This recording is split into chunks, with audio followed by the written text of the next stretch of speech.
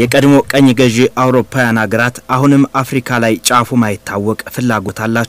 በቀይ ግዛት ዘመን የሚያውቁትን ጓዳ ጎድጓዳ እየበረበሩ እየሰረሰሩ ይገባሉ። በእርዳታ በግጭት በዲፕሎማሲ ጭምብሎች እየተጠጉም አዳዲስ ቀዳዳዎችን ይፈጥራሉ። አፍሪካ ባዙሪት ድህነትና በማይነጥፍ ጦርነት ውስጥ ናለዋ ይዞራል። ፖል ማሊ የተባሉ የአፍሪካዊ ጉዳዮች ለቢቢሲ ተንታኝ የፈረንሳዩ ፕሬዝዳንት ኢማኑኤል ማክሮን ያልተለየ የአፍሪካ ፍላጎትና መመላለስ አዲስ ቀኝ አገዛዝ እንዳያመጣ መጠንቀቅ ያስፈልጋል ብለዋል። በደብዛዛው የተጀመረው እጅ ማስረዘም በመልልስ የተጀመረው እግር ማብዛት አህጉራዊ ጨረታን እንደ አዲስ እንዳይፈጠር መጠርጠርና መጠንቀቅ ያስፈልጋል ይላሉ። ይህንን ማድረግ ደግሞ ተጠራጣሪነት ሳይሆን ብልህነት ነው ይላሉ ተንታኙ። በእርግጠኝነት አሁን በአፍሪካ በተለይ ደግሞ በቀደሙት የቀኝ ግዛት ሀገሮቿ ፈረንሳይ የምታደርገው የወታደር ጣልቃ ገብነትም ሰላም የሚያመጣ አይደለም። ሰላም ከውስጥ እንጂ ከውጭ የሚመጣ ነገር አይደለም። እንቁላል ከውጭ ሲሰበር ህይወት አይቀጥልም ከውስጥ ሲሰበር እንጂ የሚለውን ያክላሉ። የፈረንሳይም ሆነ የሩሲያ ዋግነር ጣልቃ ገብነትም በጥንቃቄ መታየት ያለበት ጊዜው አሁን ነው ይላሉ ተንታኙ። ሰውየው በምሳሌነት የሚያነሱት ደግሞ ፈረንሳይ ወደ ማዕከላዊ አፍሪካ ለህግ ማስከበር በሚል ሰበብ መግባቷን ተከትሎ እንቅስቃሴዎች ልክ ሆነው አልታዩም። በዛ ያለው ግጭትም አልቆምም። ይልቁንም ህዝባዊ ተቃውሞዎች ፓሪስን ገጠሟት እንጂ ያ ደግሞ ፈረንሳይን አበሳጭቷት ነበር። ሌላ የጥል ሽንቁር የሚከፈተው ደግሞ እንዲባለ ሁናቴ ነው ይላሉ ተንታኙ። በጊዜ ነገሩን ልብ ማለትም ይበጃል የፖል ማሊ ሐሳብ ነው። የማዕከላዊ አፍሪካው ፕሬዝዳንት ቱድራም ከ2013 ዓ.ም ጀምሮ ለ3 ዓመታት ከቀጠለው ብጥብጥ በኋላ በ2016 ዓ.ም ወደ ስልጣን የመጡትም በፓሪስ ሞግዚትነት ነበር። ነገር ግን ለዛች ሀገር አሁንም ሰላምን ጀባላሉ። የሚመቻቸውን ወንበር ላይ እየሰቀሉ ከስር ደግሞ ፍሬውን መልቀም መቸም ልማዳቸው ነው ባህር ማዶ ያሉ አህጉራት ሀገሮች። ማዕከላዊት አፍሪካ ግን አሁንም ፍቃዷና ስምምነቷ ከሩሲያ ጋር እንጂ ከፈረንሳይ ጋር አይደለም። አንጻራዊ መግባባትም ከሞስኮ ጋር እንጂ ከፓሪስ ጋር ያላት አይደለም። አሁን ያለው አንጻራዊ ሰላም የመጣውም በሩሲያ ወታደሮች እንጂ በፈረንሳይ አይደለም ይላሉ ፖል ማይሊ። የተባበሩት መንግስታት ድርጅት እንደሚለው ከሆነ በማዕከላዊ አፍሪካ ግጭት 1.4 ሚሊዮን ዜጎች ከመኖሪያና ከቀያቸው ተፈናቅለዋል። ይህ ደግሞ ስሩ የጎሳ ክፍፍል ነው። የጎሳ ክፍፍል ደግሞ ስሩ ከቀኝ ግዛት ይመዘዛል ይላል። በማዕከላዊ አፍሪካ አሁንም ከፍተኛ የሃይማኖት አክራሪነት ይስተዋላል። የጎሳ ክፍፍሉም እንዳለ ሆኖ ያ ግን በራሷ ፍቃድ የሚረጋጋ መሆን አለበት እንጂ ከውጭ በሚመጡ የጦር ኃይሎች እናረጋጋለን ማለት ዘበት ነው። ሩሲያም ሆነ ፈረንሳይ ይህንን ቆም ብለው ሊያስቡት ይገባል ይላሉ ተንታኙ። ሌላው የሀገሪቱ ብጥብጥና የፈረንሳይ እጅ በስፋት የታየበት ቀጠና ምዕራብ አፍሪካ ሆኗል። በተለየ ደግሞ ማሊ። በማሊ ጂሃዲስት አክራሪዎች አሉ የሚሉ ወገኖችና ነባር የሀገሪቱ መቻቻልን የሚያቀነቅኑ ኃይላት አሉ።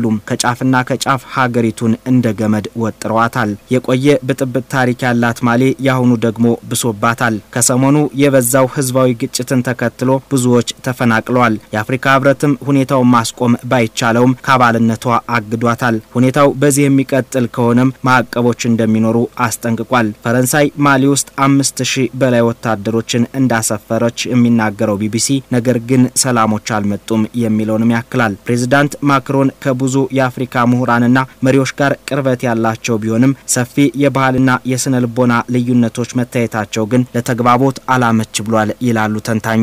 ያመለካከት አሊያም ደግሞ የባህል ልዩነት ሲኖር ደግሞ መግባባት ያዳግታል። ካልተግባቡ ደግሞ ዘላቂ መፍትሄ አይመጣም። የማክሮን አካሄድም ግብረገብነት የጎደለው ነው የሚሉት ፖል ማይሊ ሩዋንዳ ላይ ለተፈጸመው የዘር ፍጅት ሀገሬ አለችበት ብለው ይቅርታ የጠየቁበት አካሄድም ሌላ የስነ ልቦናና ወጣቶችን የማማለል የቀኝ ግዛት አካሄድ ነው ብለውታል። በተለይ ደግሞ በወጣት አፍሪካውያን ላይ በ4 ዓመት የስልጣን ዘመናቸው ብዙ የማማለልና የማታለል መንገዶችን የተከተሉ መስሏል ብሏል። ማክሮን ግን አፍሪካን ለማሳደግ ካለኝ ጽኑ ፍላጎት አንጻር እንጂ ከሌላ ነገር የሚታይ አይደለም ይላሉ።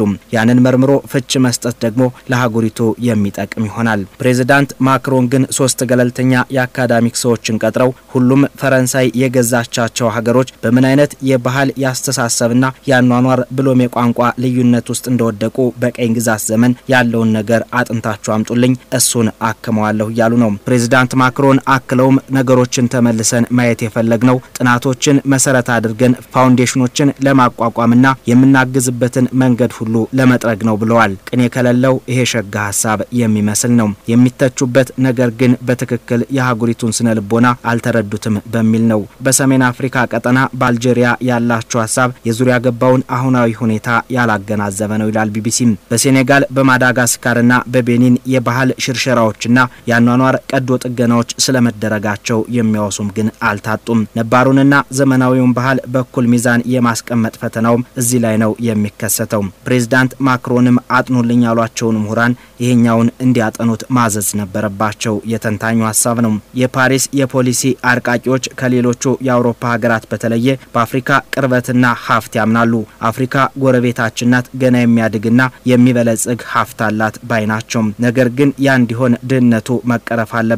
ለዛ ደግሞ እኛ ገብተን ብናግዛችሁ ደስ ይለናል ፈረንሳይ ትናገራለች። ለ14 ሀገራትም ድጋፏን ለመስጠት ከወዲሁ ቃል ገብታለች። ነገር ግን ዳግማዊ ቀኝ ግዛት አካሄድ እንዳይሆንስ በምን መተማመን እንችላለን?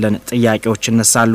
ማክሮን ከ2017 ዓመተ ምህረት ጀምሮ የምዕራብ አፍሪካ ሀገራት ማደግ ከፈለጉ ፈረንሳይ ለማገዝ በሯ ክፍት ነው የሚለውን አቋማቸውን እስካሁን አልቀየሩትም። አሁን ካለው የቀጠናው ያልተረጋጋ አቋም ጋር ግን አብሮ የሚሄድ ነገር አይመስልም የሚሉት ተንታኞቹ መረጋጋቱን ለማምጣት ደግሞ ፈረንሳይ ኃይልን ልትጠቀም ትችላለች።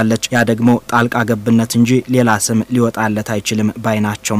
ማክሮን እዚህ ጋር ፖሊሲያቸውን ቆም ብለው ማየት ያለባቸው የኢኮኖሚ ድጋፍ የተባሉት ነገሮች ወደ ሌላ ጣልቃ ገብነት እንዳይቀለበሱ ነው። ማክሮን የፈረንሳይና የአፍሪካ ግንኙነት በነበረው ድምጸትና አተያይ ብሎም ቅርጽና ይዘት እንዲቀጥል ፍላጎት የላቸውም። እኩል መሆን እንፈልጋለን ይላሉ።